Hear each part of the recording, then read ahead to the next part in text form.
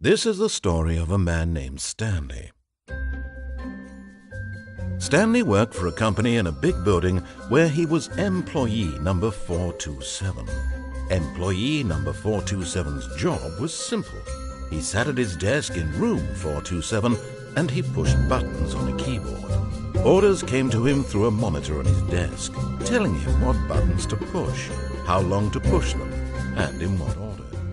This is what employee 427 did every day of every month of every year. And although others might have considered it soul-rending, Stanley relished every moment that the orders came in. Good old Stanley. They had been made exactly for this job. And Stanley was happy. Ooh. And then one day, something very peculiar happened. Something that would forever change Stanley.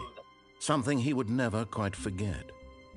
He had been at his desk for nearly an hour when he realized that not one single order had arrived on the monitor for him to follow. No one had showed up to give him instructions, call a meeting, or even say hi. Never in all his years at the company had this happened, this complete isolation. Something was very clearly wrong. Shocked, frozen solid, Stanley found himself unable to move for the longest time. But as he came to his wits and regained his senses, he got up from his desk and stepped out of his office.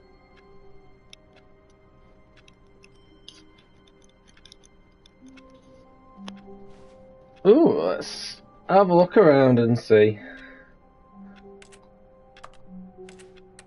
Can I press anything? I want to press things. There's nothing that I can press. Oh, that's how I can crouch. Okay. Alright, cool. All of his co-workers were gone. What could it mean? What could it mean? Stanley decided to go to the meeting room. Perhaps he had simply missed a memo. I hate No Mondays. matter how hard Stanley looked, he couldn't find a trace of his co-workers. They're all dead. Everyone's died. Ah, I can't go in there. Can't go in there. Can't go in there. That's a shame. It's very confusing. Stanley went around touching every little thing in the office, but it didn't make a single difference, nor did it advance the story in any way. But I like touching things. Let me touch everything. Okay, there's nothing in there. Nope. Nope. Ah, it won't let me open any of the doors. When Stanley came to a set of 2 open doors. He entered the door on his left. No, I didn't. This was not the correct way to the meeting room, and Stanley knew it perfectly well. Yep. Perhaps he wanted to stop by the employee lounge first, just to admire it. Yes, I want to admire the employee lounge, please. Damn it, none of these doors will open. Yes, truly is a room worth admiring. It had really been worth the detour after all, just to spend a few moments here in this immaculate, beautifully constructed room. Stanley simply stood here, drinking it all in. I'll just stand here and not move for the next 5 minutes. Nah, let's keep moving. Nope, can't pick anything up. Eager to get back to business, Stanley took the first open door on his left. First open door on his left. So I'm going to ignore him and just... Nope. I'm going to keep going forward.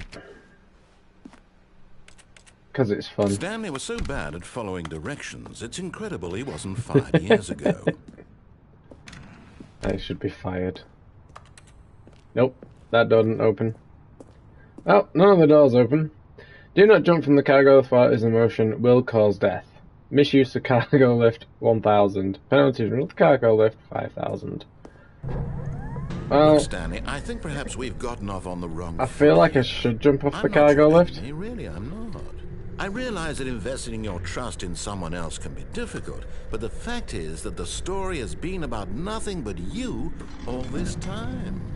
There's someone you've been neglecting, Stanley. Someone you've forgotten about. Please, stop trying to make every decision by yourself. Now, I'm not asking for me, I'm asking for her. This is Do it for her. Your chance to redeem yourself. To put your work Right, into your... That's her, Stanley. You need to be the one to do this. Oh, no, you can't. Did you just unplug the phone? Brilliant. That wasn't supposed to be a choice. How did you do that? You actually chose incorrectly? I didn't even know that was possible. Let me double check. No, it's definitely here, clear as day. Stanley picks up the phone. He's taken to his apartment where he finds his wife, and the two pledge themselves to one another. Music comes in, fade to white, roll credits. Not picking up the phone is actually somehow an incorrect course of action. How is that even possible? None of these decisions were supposed to mean anything. I don't understand. How on earth are you making meaningful choices? What did you... Wait a second. Did I just see... No, that's not possible. I can't believe it. How had I not noticed it sooner? You're not Stanley. You're a real person. I can't believe I was so mistaken. This is why you've been able to make correct and incorrect choices. And to think I've been letting you run around in this game for so long. If you'd made any more wrong choices, you might have negated it entirely. It's as though you completely ignored even the most basic safety protocol for real-world decision-making. Or did you not grasp the severity of the situation? Well, I won't have that kind of risk on my watch. I'm going to stop the game for a moment so we can educate you properly on safe decision-making in the real world. Please observe this helpful instructional video. Choice. It's the best part of being a real person. Turn to a partner and practice saying, "My goodness, is it 4:30? I'm supposed to be having a back sack and crack." Back sack and crack. Brilliant. Excellent. Making choices on a regular basis is the best part to a healthy decision-making process. What's with the crocodile? Most medical professionals recommend making at least 8 choices per day. Do you make more than 8? Less? And finally, if you begin to wonder if your choices are actually meaningful and whether you'll ever make a significant contribution to the world, just remember that in the vast infiniteness of space, your thoughts and problems are materially insignificant, and the feeling should subside. At this time, your instructor will guide you in an exercise to test and reinforce the material covered in this video. Welcome back. You may have noticed that this room has begun to deteriorate as a result of narrative contradiction. Yes. But not to worry. Just a little now bit. That you're properly informed on good decision-making, we're going to revisit a choice you made just a few minutes ago and see what the correct thing to do would have been. This way, please. Fine. There's no other way out, so better go that way. Where are we going? Where's Mr. Stanley going? Oh, is he making us go all the way back? Now that we know your choices are meaningful, we can't have you jumping off the platform and dying. Imagine the main character dying senselessly halfway through the story. I was hoping I could jump off. No sense at all. We just need to get you home as soon as possible before the narrative contradiction gets any worse. Unfortunately, it seems this place is not well equipped to deal with reality. Fair enough. To be fair, nowhere's well equipped to deal with reality. Is he just taking us back to the beginning again? He is, and he's going to take us all the way back to the beginning. Almost there. You'll take the door on the left, back to the correct ending. The story will have resolution once again, and you'll be home free in the real world. Oh, really? Now remember, all you need to do is behave we're back here again. That means choosing responsibly and always putting the story first. I'm quite sure you'll be up to the task. Just follow my lead and you'll be fine. All right. When Stanley came to a set of 2 open doors, he entered the door on his left. What if I go down the right again? No! Why did you do that? Quickly, hurry back in the other direction. Perhaps we're not too late. We can't open the door. Damn it.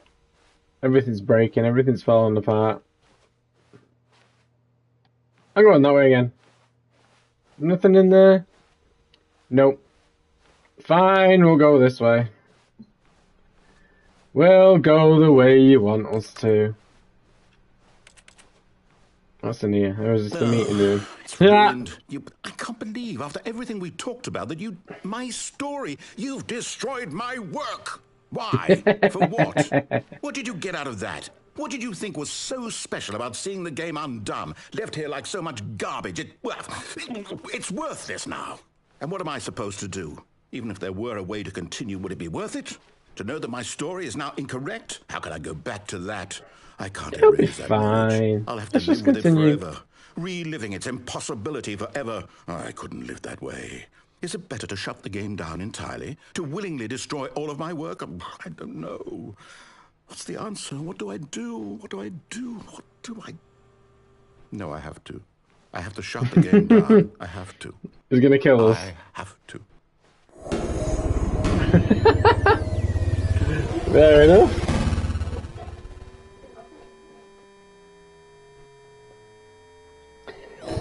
Well, we're dead.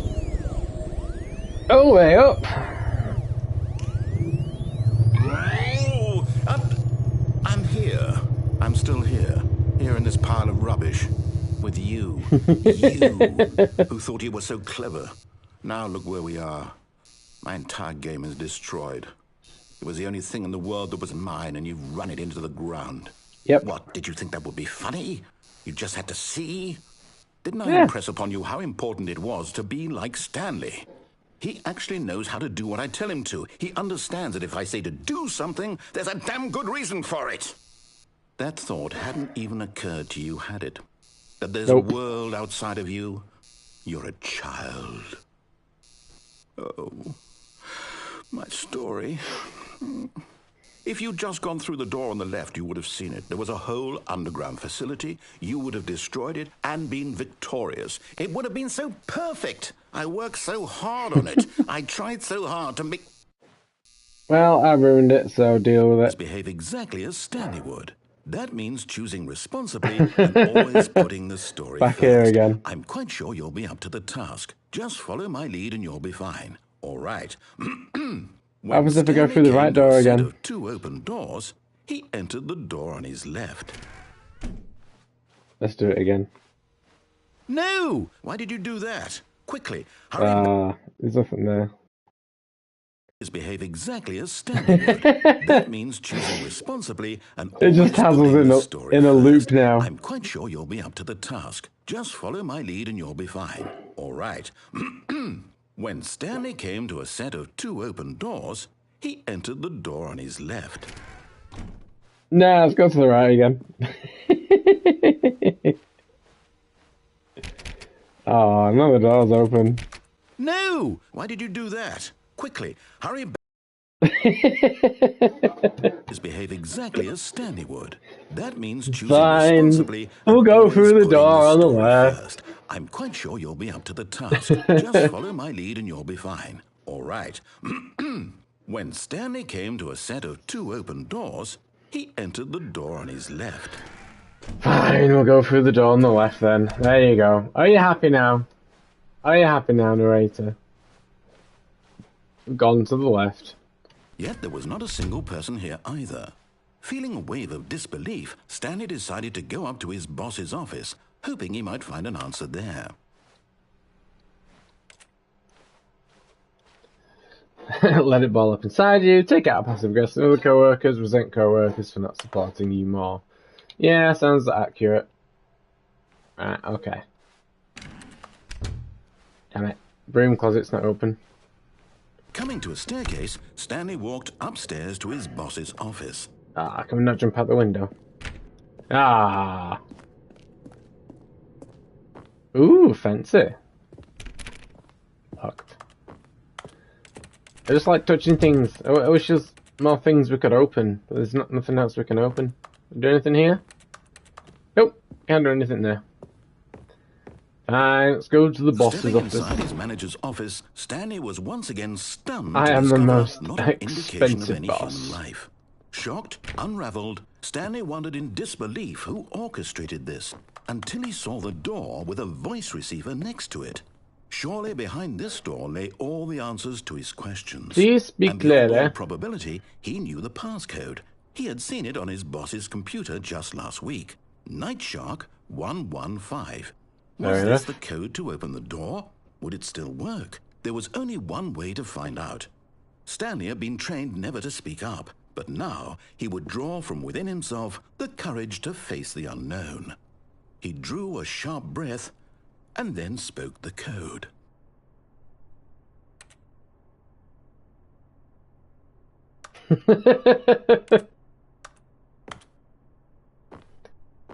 Oh, did he?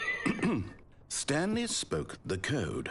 Night Shark 115. He spoke it into the receiver, right there on the wall.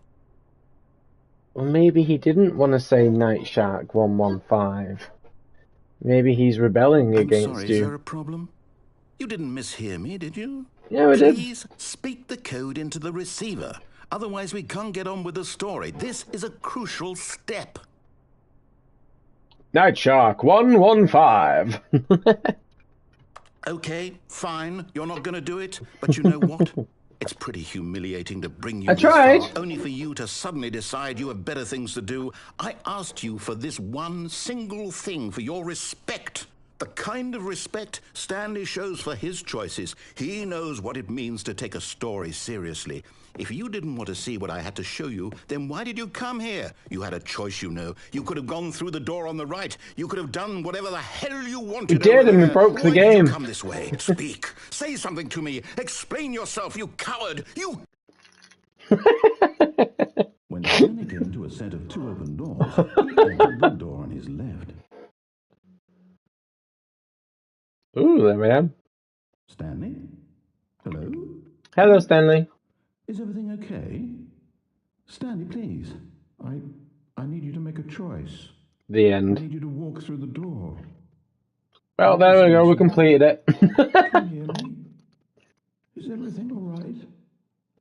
Stanley, this is important.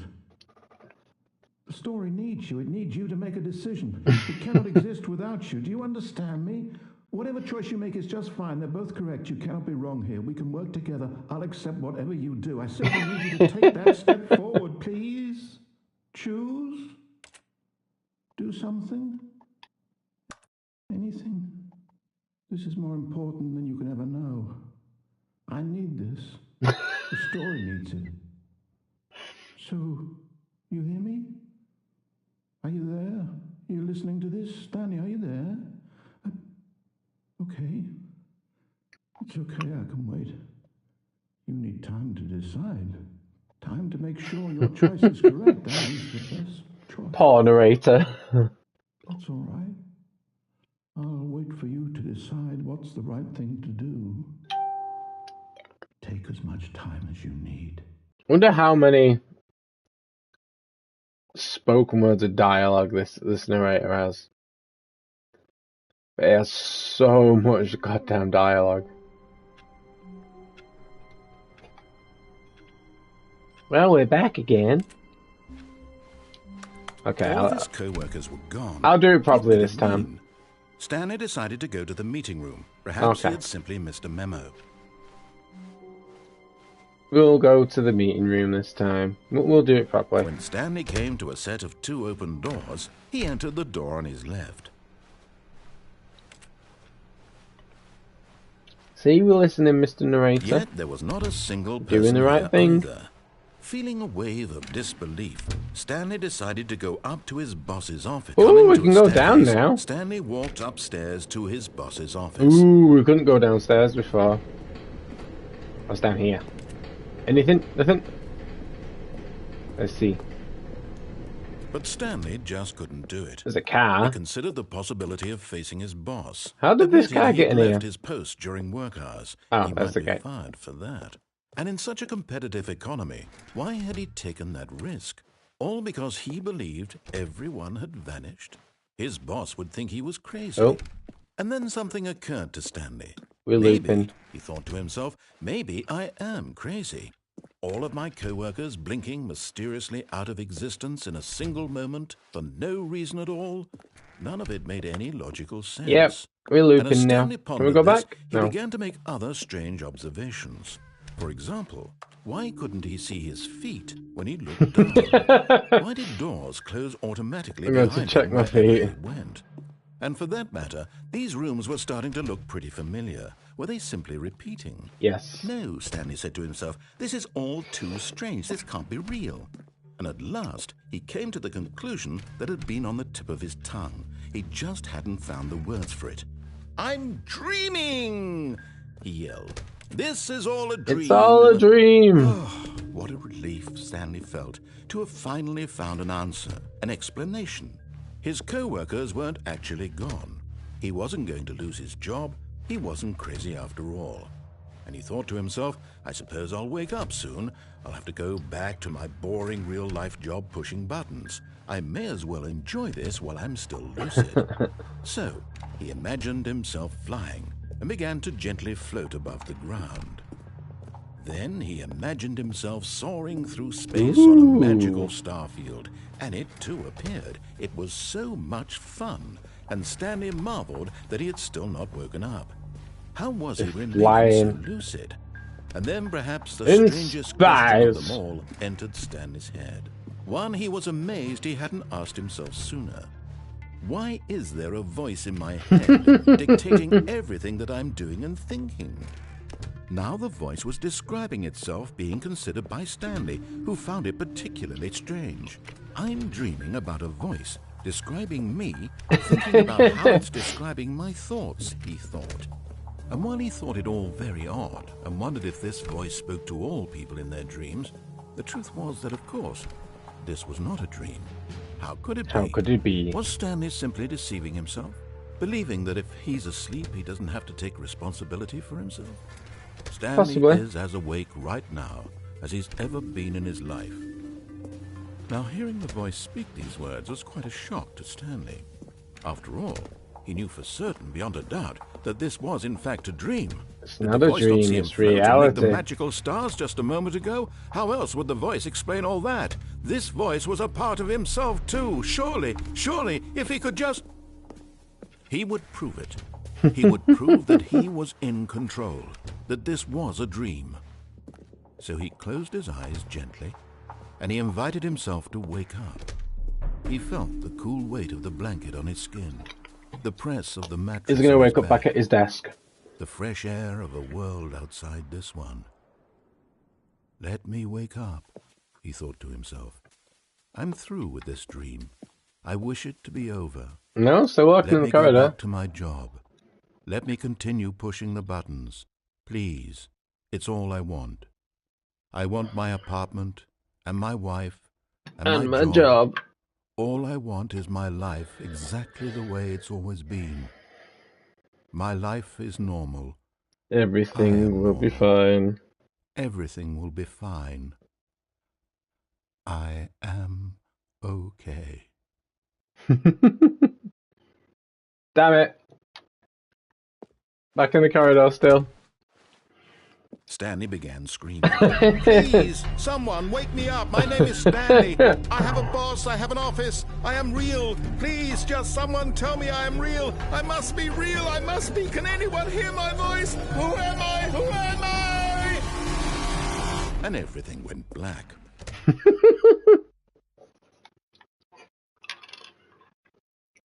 Oh, this God. is the story of a woman named Mariella. Oh, hey, oh. What are we doing now? Mariella woke up on a day like any other. She arose, got dressed, gathered her belongings, and walked to her place of work.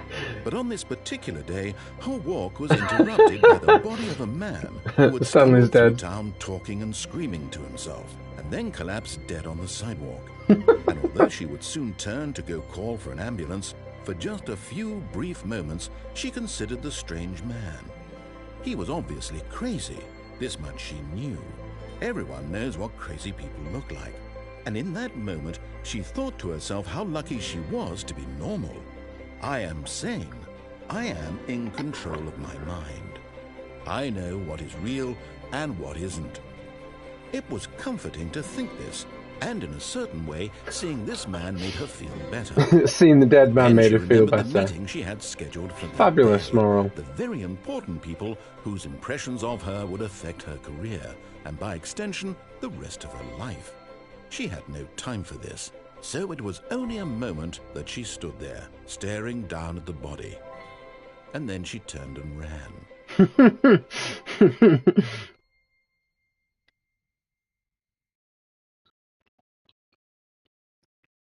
So we've had Stanley end doing nothing, and then he died. Fabulous. Alright, we'll do what the narrator says this what time. Could it mean? Stanley decided to go to the meeting room. Perhaps he had simply missed a memo. Okay, fine. We'll do it your way, Mr. Narrator. When Stanley came to a set of 2 open doors, he entered the door on his left.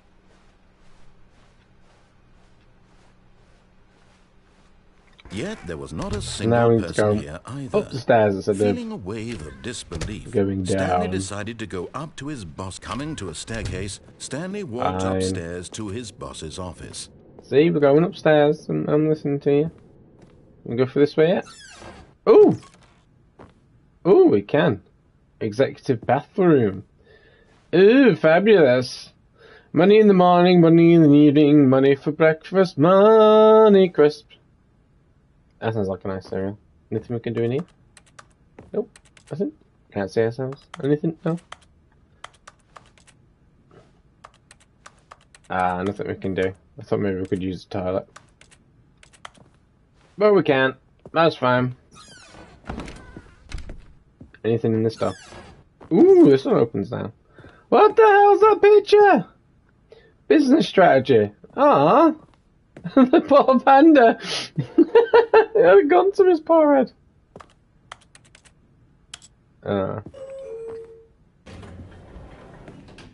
Ooh, what's this way? Let's go up. Let's see what's up.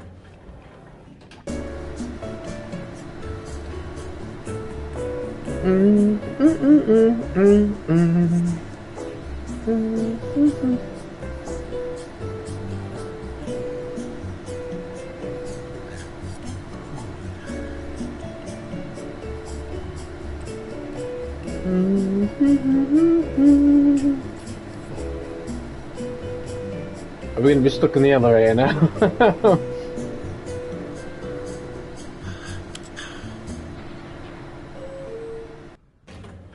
Oh no, there we go. Oh. We're back. What? We're back in the same place. Stepping into his manager's office, Stanley was once again stunned to discover not an indication of any human life. Shocked, unraveled, Stanley wondered in disbelief who orchestrated this. What dark secret was being held from him? What he could not have known was that the keypad behind the boss's desk guarded the terrible truth that his boss had been keeping from him. And so the boss had assigned it an extra secret PIN number, 2845. But of course, Stanley couldn't possibly have known this. Well, we do now, because you told us. Oh, wrong one. Idiot. 2845. Yet incredibly, by simply pushing random buttons on the keypad, Stanley happened to input the correct code by sheer luck. Amazing. He stepped into the newly opened passageway. I mean, what even is this business where Stanley works? Not even outlined what bit, he just pushes buttons on a computer all day? Ooh, the Lift of Doom!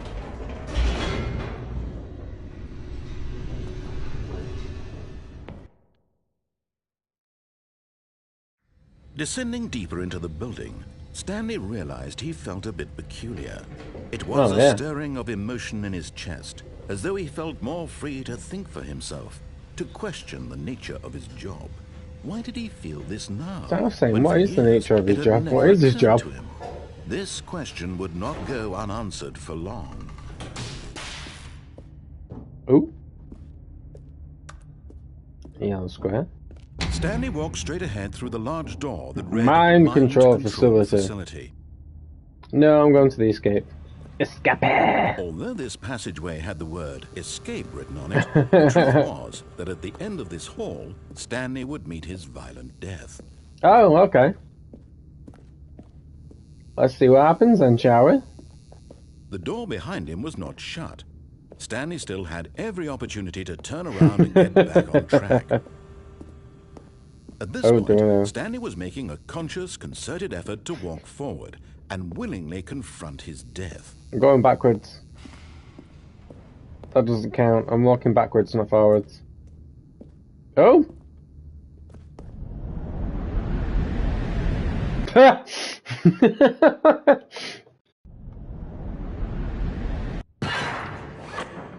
Okay. As the machine whirred into motion and Stanley was inched closer and closer to his demise, he reflected that his life had been of no consequence whatsoever. Stanley can't see the bigger picture. He doesn't know the real story. Ooh, we're about to be killed. What this world is. Perhaps his death was of no great loss, like plucking the eyeballs from a blind man. So he resigned and willingly accepted this violent end to his brief and shallow life. Well, shoot. Ah, I'm gonna die. Farewell, Stanley, cried the narrator, as Stanley was led helplessly into the enormous metal jaws. In a single visceral instant, Stanley was obliterated as the machine crushed every bone in his body, killing him instantly. Oh. Thanks, guys.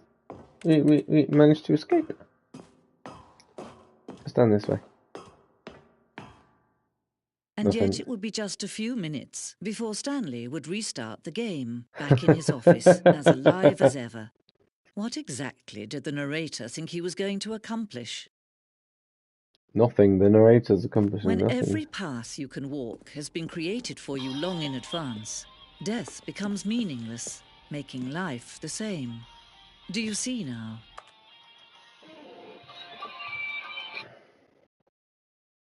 Hello. Hello, you okay? Yeah, you're right, dude. His iPad at your house. No. Have you? Yeah, I left it in that room near the drum kit. Oh, you pillock. That will